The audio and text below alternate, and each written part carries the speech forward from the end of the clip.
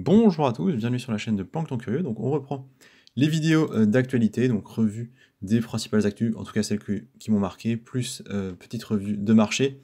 Aujourd'hui, journée plutôt tranquille, hein, en tout cas au moment où je fais la vidéo, clairement, on n'a pas énormément de news, donc on va parler un petit peu, pour commencer, de la dette des USA.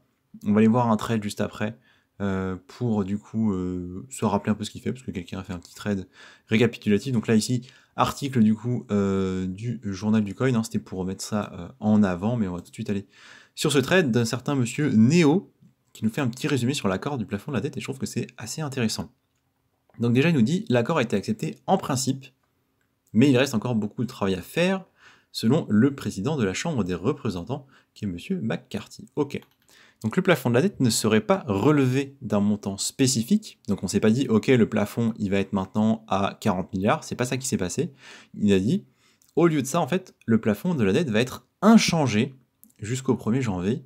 Ça veut dire quoi? C'est-à-dire qu'en fait, il est, entre guillemets, illimité pour les prochains 18 mois. C'est en gros ça qu'il nous dit. Les réductions des dépenses sont de 50 milliards de dollars. Il n'y a pas de plafond budgétaire après 2025, mais bon, on a le temps de voir venir. Pas de nouvelles taxes ni de nouveaux programmes gouvernementaux. 10 milliards de dollars de nouveaux fonds pour l'IRS récupérés. Il nous dit également augmentation des dépenses en matière de défense et d'assurance vie, gel des dépenses pour les programmes nationaux pendant 1 an, et il permettrait de reprendre le boursement des prêts étudiants après le 31 juillet s'il est adopté ce mercredi, c'est-à-dire demain. Donc c'est un mois plus tôt que la date du 30 août annoncée. Donc c'est un mois en avance, plutôt au sens de en avance, par rapport à la date du 30 août qui était annoncée précédemment. Et actuellement, les prêts étudiants, c'est 1600 milliards de dollars et les paiements sont suspendus depuis 2020. D'accord? Donc là, c'est un état récapitulatif de ce qui devrait, de ce qui se passe et qui devrait se passer. Nous, ce qui nous touche beaucoup. Donc, on a vu les différentes dépenses, on a vu les axes aussi sur lesquels ils vont s'orienter et ceux qui ont été plutôt restreints. Ce qui est vraiment notable pour les marchés, à mon avis, c'est ça. À savoir du coup que le plafond de la dette, pour le moment, il n'est pas déterminé. Donc ça veut dire que potentiellement, ils font ce qu'ils veulent. Information à confirmer et à vérifier dans les prochains jours avec d'autres sources, avec les news qui vont venir. Mais je trouve que c'était quand même très très intéressant d'avoir ça comme information. Si c'est avéré, franchement c'est du lourd. C'est-à-dire que là, ils font concrètement un peu ce qu'ils veulent. Donc une autre conséquence en fait très intéressante de cet accord sur la dette, c'est que les entreprises crypto spécialisées dans le mining, et on sait qu'en Amérique c'est quand même assez important, qu'il allait y avoir potentiellement des restrictions et notamment une taxe à hauteur de 30% pour les mineurs, eh bien ça n'aura pas lieu. C'est-à-dire que dans le contrat, ou du moins le pré-contrat, le pré-accord qui a été entendu, eh bien les mineurs ne sont plus impactés par cette hausse des taxes. Donc c'est vraiment, vraiment très positif pour le coup pour le marché crypto et pour globalement tous les cryptophiles, on va dire, américains. C'est-à-dire que toutes les personnes qui sont favorables au crypto, qui espèrent un peu des bonnes nouvelles pour les mineurs, là ça fait vraiment du bien. Donc pour le coup, l'Amérique qui avait montré franchement un visage agressif envers les cryptos, là il y a un bel effort, au moins une bonne nouvelle concrète et positive pour le marché crypto dans son ensemble. Donc ça, on apprécie. Maintenant qu'on a vu l'Amérique, on va aller rapidement en Indonésie. On va parler de Bali. Alors, on nous dit dans ce titre d'article, qui résume à peu près tout, le gouvernement annonce la fin des paiements en crypto-monnaie sous peine de sanctions. Donc Bali, île du coup indonésienne. Évidemment, la vie n'est pas chère, on imagine qu'il y a plein d'influenceurs, et ce que je comprends, c'est qu'il y a un certain nombre de paiements sous différentes formes qui sont autorisés, donc pas que dans la monnaie locale, mais aussi en crypto. Alors ce qu'il faut quand même souligner, c'est que c'est des mesures qui sont affectées pour les touristes étrangers, c'est-à-dire qu'on veut que les touristes convertissent, par exemple, si vous êtes européen, vos euros en monnaie, donc je crois qu'ils doivent avoir des roupies, si je ne dis pas de bêtises. Donc en gros, dans la monnaie locale, pour faire les transactions avec les commerçants. C'est-à-dire on ne passe pas par les cryptos, parce que si vous faites des achats et des ventes en crypto, bah, évidemment, vous n'avez pas besoin de faire de conversion. Donc, vous utilisez juste pas leur monnaie, vous ne faites pas vraiment tourner cette monnaie-là. Et ça ne plaît pas à l'État de Bali, au gouverneur de Bali. Donc il ne met pas exactement en avant les raisons de cette restriction, mais il considère que ça ne va pas, que ça ne lui convient pas et que ce sera traité avec fermeté. Donc voilà, c'est quand même un petit pas en arrière, mais bon, un peu de régulation, un peu de réglementation, c'est pas forcément insensé, mais du côté du coup asiatique, aujourd'hui, on a une petite restriction ici. Pour Bali, je trouve que c'était intéressant à noter, à voir si d'autres pays vont faire de même, ou si on a des détails sur la raison précise du pourquoi les paiements en crypto sont gênants. Peut-être tout simplement parce qu'ils n'arrivent pas à les traquer, parce qu'ils n'arrivent pas à les suivre, ou parce qu'ils estiment que d'une façon ou d'une autre, ça nuit à leur monnaie ou à leur commerce interne, potentiellement. C'est les raisons que je vois, peut-être qu'il y en a d'autres, n'hésitez pas à me donner votre avis. On continue avec une news rapide, Optimism, dont le cours a baissé de 7%, bon ça on s'en fiche un peu, mais surtout il y aurait un déblocage de plus de 386 millions de tokens, donc va voir sa quantité d'OP en circulation plus que doubler dans les prochaines 24 heures avec un important token unlock, soit plus de 591 millions de dollars. Alors, moi j'ai vu d'autres informations, c'est-à-dire que je dis pas que c'est faux, je pense que s'ils ont fait un article dessus, c'est que ça doit être correct. Mais au niveau des unlocks, il m'a semblé que c'était pas en 24 heures, mais que c'était plutôt par palier. Donc, à voir si c'est vraiment ça. Effectivement, quand on voit ici la charte, bah, on voit qu'on passe effectivement là, tout début juin. Donc, c'est pas tout de suite, si ça, hein, tout de suite, ouais. Donc, tout début juin, on devrait passer de effectivement 300 millions à 600 millions. Donc, c'est vraiment considérable. Je suis surpris que ça soit mis en place de façon aussi abrupte sur Optimist, donc oui, il y a des chances qu'effectivement le cours de l'Optimist baisse un peu, hein. On nous dit c'est presque impossible de prédire comment va se comporter l'OP. Bon, vraisemblablement, il y a 2 fois plus de tokens, les gens vont baisser. Les gens va juste payer moins cher, hein. Il y aura juste trop d'offres par rapport à la demande. À vérifier, du coup, à suivre. Bon, n'achetez pas d'Optimist tout de suite si vous voulez mon avis. Surveillons, observons ce qui va se passer. Voyons si c'est vraiment comme ça que ça se passe ou s'ils vont plutôt le lisser par palier. En tout cas, ça va être un cas d'étude intéressant à suivre du coup dans les prochaines heures et prochains jours. Petite news, ça va être la dernière, vu qu'on n'est pas... Franchement, on est sur des news assez légères, hein, vous l'avez vu aujourd'hui. On va parler un petit peu de NFT. Donc un trade sympa de Goku que je vous invite à aller voir, parce que le trade est très très long. Donc on va parler de cas d'usage des NFT. On va survoler un peu, hein, parce que sinon la vidéo va faire vraiment 20 minutes, 25 minutes. Globalement, on va parler des différentes thématiques et de à quoi ils servent. Donc déjà, l'art numérique, bon, on connaît, identifier l'œuvre, rendre ça unique et reverser donc tout simplement des royalties aux différents artistes quand il y a des achats-ventes de leurs œuvres. Donc on a déjà souligné des bons gros cas d'usage, à savoir tout ce qui est authenticité, traçabilité, transparence, unicité des produits et redonner un peu de pouvoir aux créateurs, que ce soit artistique ou de contenu, pour générer du revenu sur ce qu'ils produisent. On a les principaux points ici, donc on a aussi les collectibles, donc les collectibles, c'est par exemple les cartes à collectionner, donc c'est vrai que c'est assez à la mode. Le gaming, avec la possibilité d'acheter et revendre des objets en jeu. La tokenisation des biens immobiliers, ça je vous invite à vous renseigner, parce que c'est vrai que c'est un petit marché qui est en train de grandir, et peut-être que ça donnera quelque chose dans le temps. Ça permet d'acheter en fait des fractions d'une maison ou d'un bien immobilier de par la tokenisation. Effectivement, ça peut passer par les NFT. À titre personnel, je ne suis pas du tout investi dans ces choses-là, mais je pense que c'est bien d'avoir une petite idée de ce que c'est.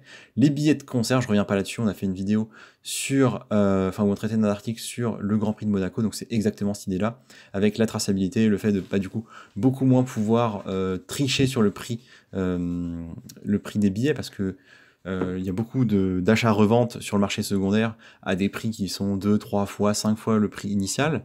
Donc évidemment, c'est un gain pour les utilisateurs finaux, ça, point-là. Les noms de domaine, avec par exemple les points ETH, etc., qui permettent du coup d'identifier des personnes ou des sites. Ça a son utilité, moi personnellement j'en sers pas du tout, mais c'est un vrai use case, c'est vrai. Par contre je suis pas certain qu'on ait vraiment besoin de NFT dans ce cas-là. Au niveau des réseaux sociaux, c'est un petit peu comme la première, hein, c'est-à-dire monétiser, posséder son contenu. Alors c'est vrai qu'il y a une grosse différence entre Web 2 et Web 3 dans l'idée, en tout cas, on verra si c'est vraiment fait, parce que Web 2 c'est vraiment les plateformes qui possèdent le contenu de tout le monde. Web 3, l'idée c'est quand même, donc par les NFT, mais pas que, l'idée que les créateurs seront les possesseurs du contenu, et donc on devrait avoir une plus grosse part des revenus dans l'idée. Alors je vous dis une part, moi pour le moment je gagne absolument rien, hein, je remplis pas encore les critères sur YouTube, mais voilà, dans l'idée c'est quand même super favorable pour les créateurs. dans les faits, on va pas se mentir, les plateformes actuelles, elles vont pas lâcher tout de suite, elles vont pas lâcher leur business model, hein. Donc, dans l'idée, c'est cool, à voir ce que ça donnera vraiment. Tout ce qui touche au DAO, effectivement, c'est vachement bien, surtout quand vous êtes investi dans un projet, quand un projet vous plaît, c'est cool de pouvoir, de par en fait une monétisation, contribuer à l'orientation du projet, à ce que il va devenir, comment il va évoluer, les choix à faire. Ça, c'est vraiment très important, surtout quand on commence, je pense, à avoir des gros portefeuilles, donc les baleines, etc. Je pense que sur les projets sur lesquels ils sont très investis, ils aiment bien pouvoir voter, faire des propositions, etc. Mais bon, il faut des fonds. C'est-à-dire que ça, c'est quand même pour avoir un vrai impact utile, enfin, pas utile, mais pertinent, lourd, pour avoir vraiment le choix, il faut quand même avoir pas mal de tokens du projet en question. Là, on parle de NFT, mais c'est la même chose pour les tokens. En tout cas, c'est mon avis. Mais c'est vrai qu'avec juste quelques tokens, on peut quand même voter oui ou non pour cette proposition, qui est déjà en fait un grand pas, quelque chose d'utile. Donc la musique, c'est pareil que pour l'art, hein. C'est-à-dire, on va limiter les intermédiaires, on va permettre de rémunérer mieux les artistes, et on va éviter tout ce qui va être recel et utilisation de produits sans l'autorisation des artistes initiaux. Ici, avec mode et accessoires virtuels, un peu la même chose, sauf qu'en plus, on a l'effet rareté et l'authenticité avec la création de faux. Donc tout ce qui est les copies de marques, etc. Donc là, il y a un vrai truc aussi. Mais pour le coup, je sais pas si c'est par les NFT que ça passe. Ça peut passer par les NFT, mais je pense que c'est pas obligatoire. Le sport, ça va être un peu la même chose aussi. Avec en plus toutes les potentialités en termes de petits cadeaux, de petits bonus, avec par exemple, je sais pas, rencontrer sa star préférée, avoir des goodies signés, s'assurer que c'est les vrais, enfin c'est toujours ça, hein, c'est un peu la même chose que pour les vêtements. Les votes et les élections, là on arrive sur des vrais gros sujets sociaux, c'est-à-dire par exemple le fait que on soit plus obligé d'aller dans des bureaux de vote pour voter, mais qu'on soit sûr que c'est bien vous qui faites le vote, notamment avec l'authenticité, la traçabilité, donc c'est vraiment toute la partie transparence, vérification des origines. Vraiment, là pour le coup, là il y a un vrai truc, mais c'est plus la techno blockchain que la techno NFT à mon sens pour ça. Les deux sont pas incompatibles bien évidemment. Dossiers médicaux également, sauf que là il faut vraiment mettre en avant le côté confidentialité qui doit être renforcé, ça c'est vraiment le point important. Mais là vous voyez on est sur des vraies grosses thématiques. Là où quand on parle par exemple de gaming ou de sport, c'est des plus non négligeables. Là, on parle de vraies évolutions pertinentes qui peuvent vraiment changer des choses à l'échelle d'un pays entier. C'est-à-dire qu'on peut vraiment passer à des modes de vote et d'élection qui sont différents. On peut avoir un meilleur suivi des dossiers médicaux. Vous voyez, ça peut vraiment avoir un impact très fort dans la vie d'absolument tout le monde, pas juste des personnes qui s'intéressent aux jeux vidéo, même si le marché commence à être énorme et que c'est pas du tout négligeable. Les films et les vidéos, donc on revient sur à peu près la même chose que sur la musique. L'identité, ça aussi c'est un gros sujet, tout ce qui va être identité numérique. Et donc on touche encore une fois aux grosses thématiques, hein. C'est-à-dire le fait que du coup, on va pouvoir avoir des documents et une identité numérique qui soit infalsifiable. C'est ça qui est extrêmement important. Si c'est pas infalsifiable, ça n'a aucun intérêt, parce que sa grande force, c'est ça, c'est qu'on ne puisse pas avoir de faux documents d'identité.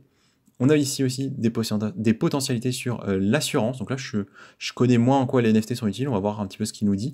Donc la création de polices d'assurance personnalisées, d'accord. Donc avec des contrats uniques et des clauses spécifiques. C'est-à-dire que plutôt que d'aller chez votre assureur et il y a 3-4 contrats et vous prenez celui qui vous correspond le mieux, ce qui va globalement vous être proposé maintenant, là vous allez vraiment avoir un truc spécifique en fonction de vos besoins. Mais ça veut dire aussi qu'à l'inverse, il faut que vous transmettiez énormément d'informations. Donc ça va pas forcément convenir à tout le monde. Parce que pour avoir un contrat qui est spécifique et qui vous assure de façon personnalisée, eh bien il faut qu'évidemment l'assureur en face ait les informations vous concernant, et peut-être que vous n'avez juste pas envie de les transmettre. Donc ça, à voir comment ça va évoluer, mais pourquoi pas. Les médailles et les primes, d'accord. Les documents et contrats légaux, donc ça revient sur les principales thématiques qu'on a vues initialement avec tout à fait. Alors oui, effectivement, les preuves immuables, c'est vrai que je n'avais pas pensé, mais c'est vrai que c'est pas mal aussi si on peut tokeniser des preuves. Ça évite les falsifications, ça évite les faux. C'est pas du tout négligeable, ça peut être vraiment bien. Vérification de propriété et l'authenticité également. Livret publication, donc on revient sur le côté artistique. Les collatéraux, ça c'est assez intéressant aussi. Donc des prêteurs sur gage en fait qui acceptent des NFT comme garantie. Pourquoi pas? En soi, c'est pas tellement la techno derrière le NFT qui permet ça, mais pourquoi pas? Ça veut dire qu'on leur accorde une certaine valeur. Les crowdfunding, ok, pour le financement participatif, et éventuellement pour traquer effectivement à quoi servent les levées de fonds, ça c'est pas du tout déconnant. Après, il y a des cas où effectivement c'est plus difficile que d'autres. Les programmes de fidélité, oui, et ça paraît logique. Et on nous dit ici des aides au financement de projets caritatifs et environnementaux. Donc ce qui est intéressant ici, c'est surtout en fait la techno blockchain qui permet d'aller suivre de façon transparente ce qui se fait. Mais bon, la réalité, c'est qu'on peut encore, je pense, beaucoup contourner ces choses-là. Donc, à voir quand ce sera mis en place. Au niveau de la justice, l'authentification et la certification des preuves numériques, ça, effectivement, c'est pas négligeable. L'intégrité et la traçabilité des éléments de preuve, donc ça revient un peu à ce qu'on a dit 2-3 minutes plus haut, et la gestion des actifs confisqués ou saisis par les autorités judiciaires. Donc, globalement, ce qu'on disait depuis le début, beaucoup plus de transparence, de visibilité sur ce qui se passe. Au niveau de la géolocalisation et de la cartographie, qu'est-ce qu'on peut dire de plus? Les NFT permettent de représenter des lieux et des points d'intérêt spécifiques. D'accord, mais il n'y a pas que les NFT qui font ça en réalité. C'est possible de créer et générer facilement des cartes numériques personnalisées. Bon là pour le coup je trouve pas que les NFT soient hyper pertinents. Il nous dit les NFT ouvrent la voie de nouvelles formes d'interaction entre les utilisateurs et les espaces géolocalisés tels que les jeux en réalité augmentée et les applications de tourisme interactif. Ça me paraît plus accessoire là. Ça fait partie des cas où il me semble que le NFT il n'est pas nécessaire en fait. Il y a un certain nombre de cas où le NFT va être vraiment pertinent. Là je trouve que c'est peut-être un peu moins. Mais par exemple pour certifier par exemple un brevet en sciences, là oui, effectivement, vous inventez une nouvelle techno pour faire en sorte que l'aspirateur aspire mieux. Vous voulez que ce soit vraiment votre techno à vous et que les autres soient obligés de payer s'ils veulent l'utiliser. Vous faites un brevet, il est authentifié par un token non fongible. Là ouais, là ok, ça a du sens. C'est-à-dire que personne ne pourra faire un faux de ça, c'est que vous qui avez cette version du NFT, donc il faut faire référence à vous pour passer par là, sinon c'est pas vérifiable. Oui, là ok, pour ce qui est de mettre un pin sur une map, bon, c'est quand même moins pertinent, il me semble. Là, je vois plus le cas d'usage. En tout cas, c'est ma vision à moi, hein. N'hésitez pas à me partager la vôtre. L'héritage numérique, effectivement, pour la descendance, pourquoi pas à réfléchir sur ce point-là, mais pourquoi pas. Enfin, je sais pas si on est obligé de passer par des NFT, ça me semble pas non plus nécessaire, mais pourquoi pas. Les diplômes, les compétences, les formations, ça oui. Hein, on revient sur tout ce qui est en fait identité numérique, hein, ça va avec à mon avis. Hein, donc effectivement, pour authentifier et éviter les faux, ça me semble tout à fait pertinent. L'adhésion communautaire, bon là à mon avis ça me semble moins nécessaire. L'alimentation, mais là en fait là c'est plus la techno blockchain encore une fois pour traquer en fait pour remonter les chaînes de production, tout simplement, pour savoir d'où viennent les produits, pour s'assurer que du coup les certificats sont les bons. Ouais, ça me semble effectivement pertinent, mais encore une fois, je pense que ça doit être assez simple pour le moment de contourner, en fait, de juste donner une information qui est fausse à la base et de la mettre dans la blockchain comme si elle était vraie. Et derrière, en fait, de faire croire que c'est vrai. Je pense que pour le moment, ça doit être relativement accessible de faire ça, à vérifier. Mais en tout cas, c'était assez intéressant. Voilà, on est arrivé en bout de trade, donc écoutez, donnez-moi votre avis là-dessus, c'était pas mal, je pense. On finit juste cette vidéo du coup sur la map. Au final, j'ai pas grand-chose à dire, hein. On a fait une revue en vue weekly hier, avec les baisses et quelques hausses, mais ça reste franchement parcellaire. Bitcoin qui du coup stabilise autour des 28 000, voilà, bon, plus 0,1, moins 0,2, bon. Franchement, il n'y a rien à dire. Moi, je fais pas d'achat, je fais pas de vente dans ces situations-là. On va parler un peu de XRP en commentaire, et c'est vrai que XRP, on en a pas mal parlé dans les news des dernières semaines, il fait pas mal de trucs, il fait un peu parler de lui. Peut-être que ça pumpera, j'en sais rien. On voit qu'il est dans un espèce de range là depuis mai 2022, du coup, autour des 50, descendu jusqu'à 30. Donc là, on voit, il a fait une fois, deux, il est remonté, il rebaisse, remonté. La question, c'est est-ce que là, c'est juste un petit début de correction de cette baisse pour aller plus bas et retourner vers les 30, ou est-ce qu'on va passer au-dessus? En gros, c'est ça. Tant qu'on est dans le range, franchement, il n'y a rien à dire. On verra quand on sera au-dessus des 50 ou quand on descendra au niveau des 30. Ce sera peut-être l'occasion d'en accumuler à ce moment-là. Donc, à suivre pour XRP. Et c'est la fin de cette vidéo. Donc, merci de m'avoir écouté. Je vous dis à demain pour une prochaine vidéo.